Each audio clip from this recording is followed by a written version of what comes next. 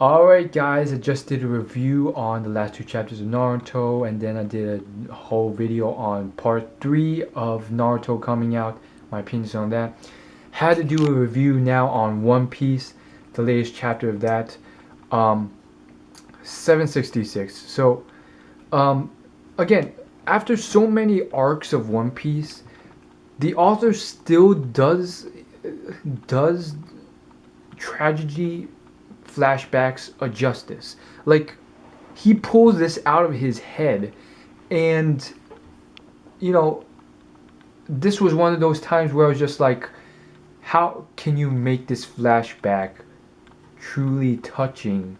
Like, you have to pull something out of your head amazing for me to really get behind this, because it's just like, it seems like Law grew up with this family, this Don Quixote family, and he was taught by them everything he knew and loved by them. And it's just like, how do you turn from that into hating them and wanting to kill them all? It's just like, you really have to pull some heartstrings. And he also does a great job. I don't think he does a perfect job, but he did a decent job. I mean, was I bawling to tears? No, but you know, I definitely felt it made logical sense why he would feel some loss now with Corazon dying. I'm sure he's gonna die, and so in this chapter it really sort of illustrated that. Again, I don't really very much like these sort of flashbacks in terms of, I mean, I like the flashbacks in certain ways, but I don't like tragedy that much in terms of manga, because it's just like, sometimes it's unrealistic, sometimes it pulls on your heartstrings by really just in terms of One Piece at least, it's mainly just destroying innocence, or painting someone who's really good-hearted, who does some great good-hearted things, and then just slaughtering them, or just it's always on some sort of unrightful killing of some sort. And it is somewhat of a naive sort of depiction of reality in a way, because it's like, it doesn't really happen always like that.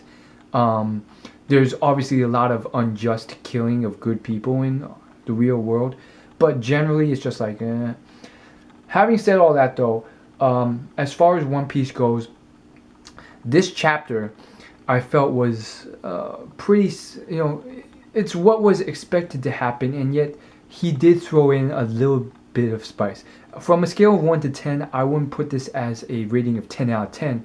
I would put it at a solid 8 out of 10 chapter. And the reason being, like, you know, there was some spice thrown into it. You see Corazon coming in, and you know, or technically you expected him to, like, you thought he would die from the clincher in the last chapter, but somehow he managed to kill all these people and escape, and finally get the fruit to Law. And then he's wounded and he dies, and then we see the whole Virgo thing, which was somewhat unexpected. That was some spice thrown in. I was not expecting that at all. I thought, you know, maybe Corazon would just die there, and then Law would just be like, I'll avenge you, and then go on his own way. And then Don Quixote somehow escapes the ambush with his family. Instead, we have here this whole thing with, by the way, that whole scene where you see the whole Don Quixote family walking in on shore onto the island, and in his one hand he has the Denden Mushi, which is attached to that little child, holding it in the air. And then on his left side he has like he's holding one of the Marines by the head, just like effortlessly. And then he's got the whole backdrop of all these Don Quixote family members that are all so strong. It's just like amazing. It's hugely awesome depiction. But back on track though, I felt that whole thing where they come on shore and they realize something was up, and then you see that Corazon was severely injured, but he survives, and then you realize that he wants you to deliver something to the Marines so everything will go well and they'll be captured, and then Virgo comes along, and it's just like it's a very weird sort of thing, and I really like that sort of spice thrown in there because Virgo is dead now, but then you realize Virgo didn't really get his just desserts when he died anyways, but he did because he's dead now in a way, and the reason he didn't really get his just desserts was because when he died he was somewhat just like uh, eh, even if I die, you will be ruined. So it's somewhat like that, but still, it still pulls at your heartstrings when you see Virgo crushing his legs into Corazon. So generally, that was a chapter in a nutshell. The strings went up from Don Flamingo, and he enacted Birdcage.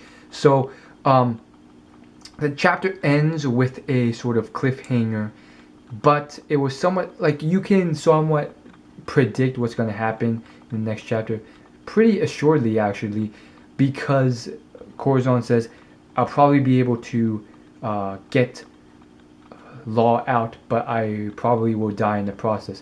How? I don't know how, but he's going to do it somehow. And that's pretty much going to be what happens. I predict that's going to happen, and then Law's going to, I hope the flashback ends then, and then he goes on his way, and now he wants to avenge everything and kill Don Flamingo. Again, there's this whole philosophy thing, which if I have time, I'll talk about on my main channel, youtube.com/willyouLaugh. That's YOU. But generally, what that is about is it's the whole philosophy of how people kill other people because they feel like that's the greatest punishment they can give someone. But at the same time, it's like, is that really true? Like, you see in stories in real life, oftentimes, epics and other things, they want to avenge a death or avenge a wrong by killing an enemy. But then that remarks on that sort of brings up the whole debate of whether death is truly the biggest punishment you can give someone, because some people want to die, others aren't having great lives, or others would have greater torture or pain, or I guess you could say suffering by being caged or locked in jail forever rather than being executed immediately, or in our cases just they would be more miserable, just bored and alive. So that's a philosophy thing that I'll leave to my other channel, my main channel. But it is interesting how this whole sort of thing plays out, and I definitely think that this chapter was a clear depiction of how the author is definitely making things up generally as he goes. I mean, sure, he may have vague ideas of the future in mind, but whether or not he lays out the storyline one chapter at a time, or 10 chapters at a time, or 100 chapters at a time, I do think generally he does make it up as he goes. At a maximum, probably like 30, 50 chapters at a time. There's no way he lays out the story 100 chapters at a time. Why? Because when the whole Law versus Virgo fight occurred and he finally killed Virgo, that whole death thing and execution thing was not so epic, and Law didn't really give so much emotion to the execution of Virgo there and then. And I feel like the reason was because the author of One Piece had yet to really come up with what had occurred in the latest chapter, which was this whole thing where Virgo did so much wrong to Law. He had yet to come up with that. But generally, though, I feel like this whole thing with Virgo and Law, it is still somewhat just now that you think about it. And I guess the final thing to remark on is the whole thing that Law can do virtually nothing with his powers. because it's not. I mean, it's somewhat sad because with other devil fruit, boom, you can start fighting immediately. If you had something like the flame fruit that that was lost by I think it was Ace Porcus D Ace. That was something that was like, okay, I know what I can do with that. I have flame now. But again, with something like maybe Luffy's ability or Law's in this case, you know, it's kind of somewhat sad that he can't do anything. He can't heal people immediately. So it is somewhat like, okay, you have to develop the surgical skills, the medical skills, knowledge of all the cells of the body, and then you know over time you develop other skills like uh, you know subtleties with your ability to be able to control everything and rearrange body parts and little specialty techniques with your ability. So he doesn't have any of that, and it's gonna cost him because you know he can't do anything. Probably Corzon's gonna die. It's a tragedy, but we already know what happens because we generally know because it's a flashback. We know Corzon's dead now, and this whole thing with you know Corzon being I mean it really does pull at your heartstrings because you know that Corzon's like this man who's like the younger brother of Don Flamingo, and he is one of the Ten Rebuto in terms of blood, and he's this good guy trying to do good things, and then he's got this brother who's just completely wicked and evil, and that's something on its own, and it really does pull at your heartstrings because it's like, hey, not all Ten Rebuto are bad people. This was a man who lived a great life, and that whole final panel of this chapter, again, very heart touching. He does a great job with this. I mean, I feel like Ichiro Oda, the author, he does a better job of painting these sort of heartstring pulling tragedy flashbacks. Not necessarily always flashbacks, but tragedies than a lot of even novelists do. And so generally, you know, that's what happens. You know, the final panel of him just smiling, and when he's about to let you know Law escape somehow, still you know very touching and at the same time somewhat illogical because it's like I never really fully grasped why he wanted to help him. It didn't really make logical sense. You wouldn't go all this way for this little kid who wants to stab you, wants to kill you, and I mean, I guess you have some likeness because you suffered something similar, but again, it's just like too much. I guess it makes somewhat sense. And again, I never really understood the whole thing with him, you know, and not Law, Don Flamingo being so corrupt.